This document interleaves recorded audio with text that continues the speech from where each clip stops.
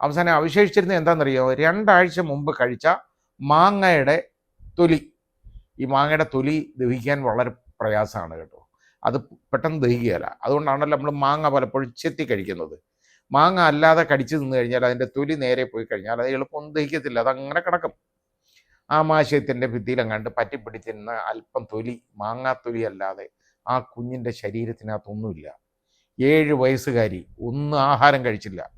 അതിനോടൊപ്പമുള്ള 10 വയസ്സുകാരൻ സഹോദരൻ, അവൻ പറഞ്ഞു ഈ കുഞ്ഞിനുണ്ടായ ഉപദ്രവങ്ങൾ അവൻ പറയുന്നുണ്ട്. ഇതൊന്നും മുഖവിലേക്ക് എടുക്കാതാണ് വിചാരണ കോടതിയുടെ ശിക്ഷ വന്നത്.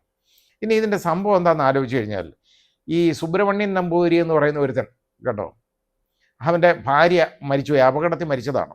അത് 2 കുഞ്ഞുങ്ങളുണ്ടായിരുന്നു. ഈ കുഞ്ഞുങ്ങളാണ്, ഒന്ന് അതിഥി എന്ന് പറയുന്ന ഈ കൊല്ലപ്പെട്ട പെൺകുട്ടിയും പിന്നെ അതിൻ്റെ സഹോദരൻ 10 വയസ്സുകാരനും.